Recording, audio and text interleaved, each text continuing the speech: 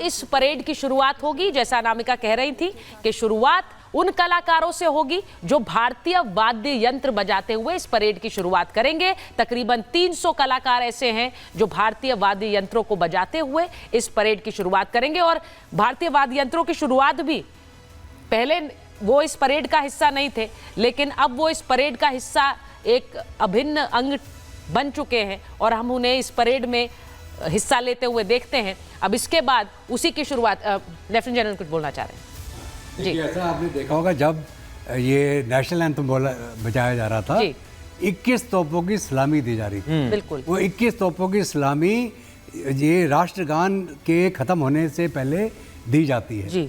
और इस बार जो है जो तोपें इस्तेमाल करी गई हैं 105 IFG भारत में बनी हुई तोपें हैं।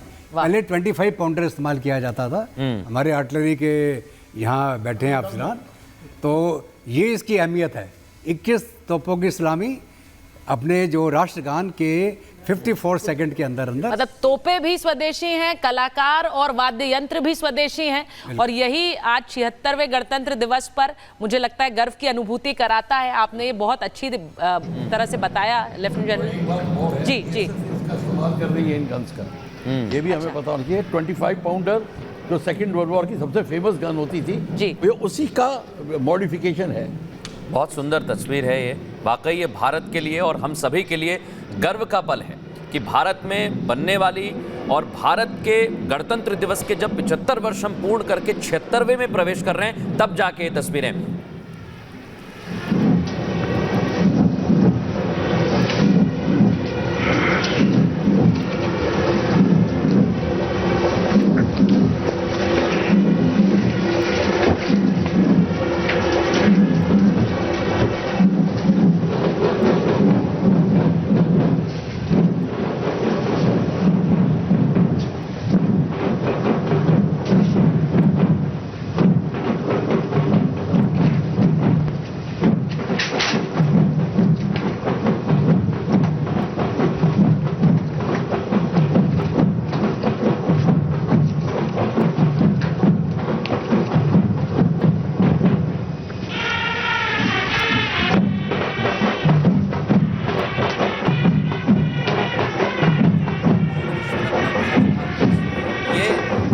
का है और जब हम कहते हैं सारे जहां से अच्छा हिंदुस्तान हमारा, उसी को वाद्य यंत्रों से प्रस्तुत करते हुए ये सभी आप देख रहे हैं। और ये बड़ी और अहम चीज़ है कि पहले नहीं थे लेकिन अब शामिल किए गए, लेकिन अब ये अभिन्न अंग बन गए। और यही संस्कृति भारत की, यही परंपरा भारत की दिखाने के लिए तमाम मेहमानों को भारत इस बार हर बार बुलाया जाता है। हर बार सेना का शौर्य देखते थे शुरुआत में, लेकिन इस बार भारतीय परंपरा और सेना का शौर्य दोनों।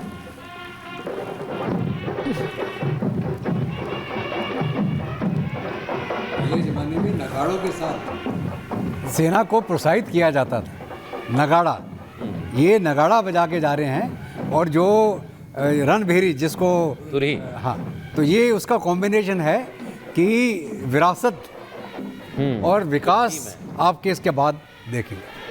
छवि आप देखेंगे मीटिंग रिट्रीट में देखेंगे, वहाँ पे भी ये यंत्र दिखाए जाएंगे। और बेसिकली सारे सेरेमनी होती है, हेड ऑफ द स्टेट को फौजें सलाम करती हैं। बेसिकली परेड इस सोच से बनी थी। अब ये सोच आ गई है कि संस्कृति को भी लाना चाहिए, पर हमें भी याद रखना चाहिए भारत की फौज की शौर्यता हमारी संस्कृति का अभिन्न अंग है। और ये तस्वीर एक और, जहाँ आसमान में आज गणतंत्र और पुष्प वर्षा की सीधी तस्वीर आपको दिखा रहे हैं। जैसा अभी प्रफुल्ल बख्शी जी आप बता रहे थे कि वाकई ये अदम्य साहस है भारतीय सेना का। और अब पुष्प वर्षा राष्ट्रपति भवन की ओर से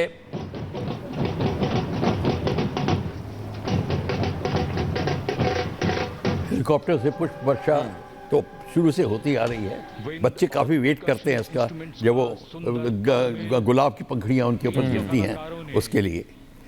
सर, अभी आपने कहा कि जनरल दत्ता, आपने अभी कहा कि रणभेरी, अभी फिलहाल तस्वीर दिखा दूं आपको, ये पुष्प वर्षा के साथ साथ भारतीय तिरंगा तिरंगे के साथ लोगों पर पुष्प वर्षा करना। जैसा कि सर ने भी अभी कहा कि बच्चे इंतजार करते हैं, वहां मौजूद लोग भी इस पल का इंतजार करते हैं कि जब परेड की शुरुआत हो तो कैसे पुष्प वर्षा के साथ शुरुआत हो।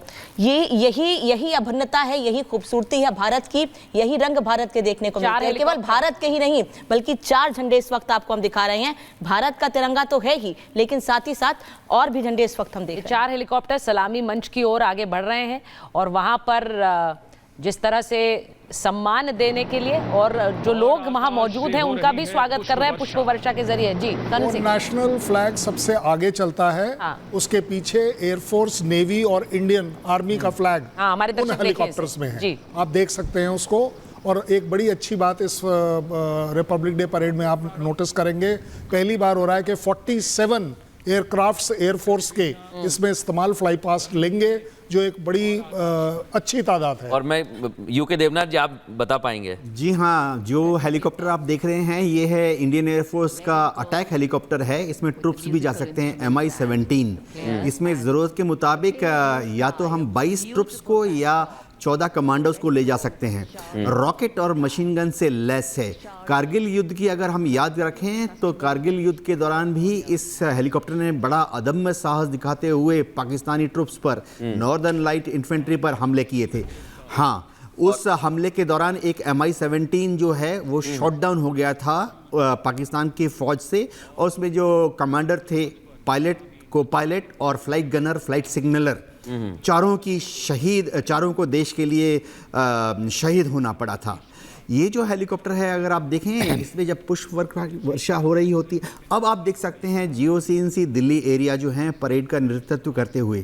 ट्रेडिशनली GOCNC दिल्ली एरिया आज हम देख सकते हैं परेड का ना सिर्फ नेतृत्व कर लें, उनके लिए बड़े गर्व की बात है कि वो आज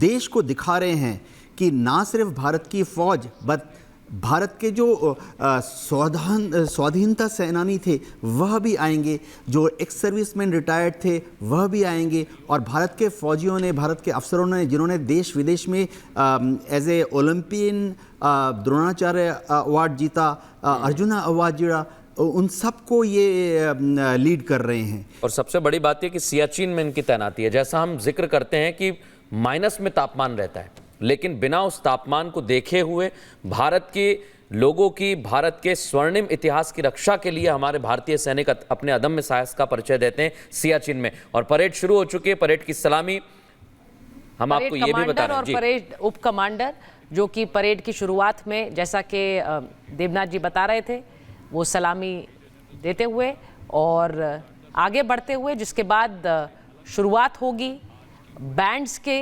जो मार्चिंग कंटिंजेंट्स हैं उनकी, और उसके बाद अलग अलग राज्यों की और मंत्रालयों की झांकियों की।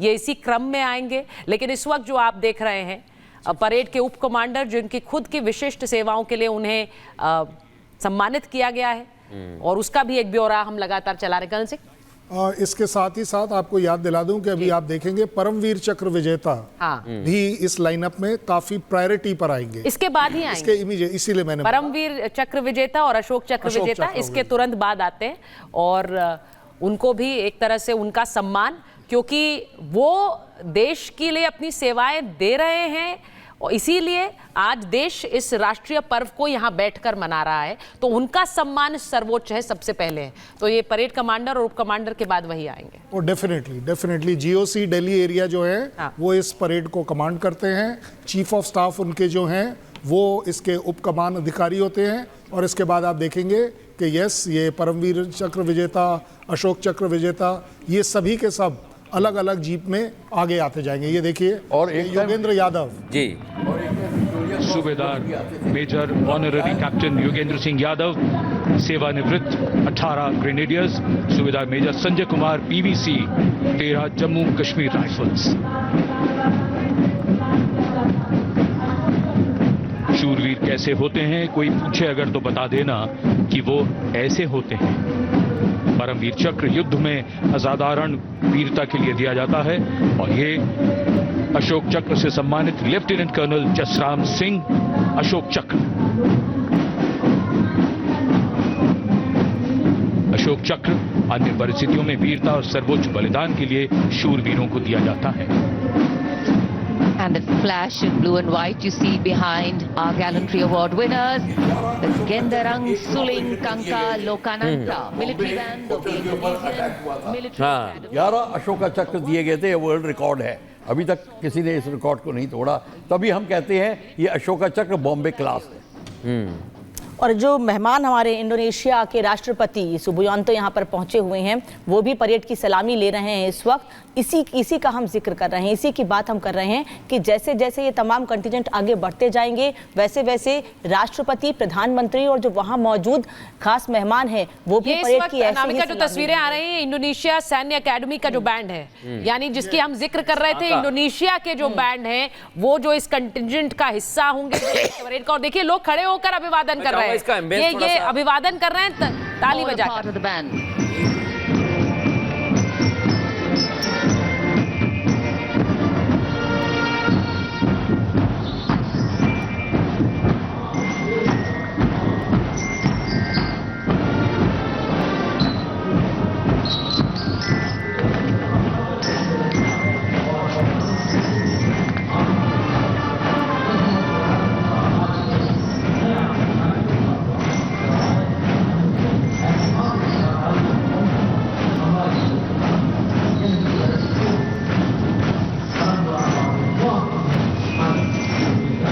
Their band. उनका जो कल्चर है वो उसको नहीं भूले, वो उनकी जो रूट्स हैं भारत के साथ, जहाँ उनका जो पहले रिलीजियस कनेक्टिविटी है उसको आज तक नहीं भूले वो, और वो उसमें प्राइड लेते हैं कि उनका कल्चर क्या था, हालांकि आज के दिन में वो इस्लामिक देश। इस वक्त जो दिखा रहे हैं इंडोनेशियाई राष्ट्रीय सशस्त्र बल, जो कि 152 कर्मियों की ये मार्चिंग टुकड़ी है जो इस वक्त कर्तव्य पथ पर आगे बढ़ रही है। और बड़ा अच्छा लगता है जो सब वहाँ मौजूद थे दर्शक दीर्घा में, उन्होंने खड़े होकर तालियां बजाकर अभिवादन किया इनका। और रोबिंदर जी बहुत एक इंटरेस्टिंग फैक्ट बता रहे थे। रोबिंदर जी मैं चाहती हूँ दर्शकों को बताएं। ये पहली बार जी, ये जो दस्ता है marching band and plus other जो टुकड़ी है आर्मी की, पहली बार इंडोनेशिया किसी दूसरे देश की नेशनल डे परेड में पार्टिसिपेट कर रहा है, तो ये मेजर सिंबॉलिक है। टॉकिंग अबाउट कल्चर, आपके दर्शकों को इनकी करेंसी रुपया है, हमारा रुपए, इनकी भी रुपया है। जो इनकी लैंग्वेज है इंडोनेशिया की, उसको भाषा कहते हैं, भाषा, राइट। इनका जो नेशनल एयरलाइन है गरुड़ एयरलाइन ही, जैसे हमारा अशोक है ना जो हमारा सिंबल हमारे देश का लाट, वो इनका गरुड़ है। तो ये चीजें हमारी वही विरासत एंड कल्चरल लिंक्स जो इंडिकेट मिलता जुलता है। डिस्पाइट की जैसे बात हो रही है, दुनिया का नंबर 1 लार्जेस्ट मुस्लिम पॉपुलेशन देश है, पर करीब पॉपुलेशन इसकी आई थिंक करीब 38 करोड़, उसमें से करीब 2 करोड़ हिंदू रहते हैं वहाँ पे, नहीं 28 करोड़ है सॉरी पॉपुलेशन, उसमें करीब 2 करोड़ हिंदू है। और जो बाली है, बाली का आइलैंड है, वो करीब 90% हिंदूज है वहाँ पे।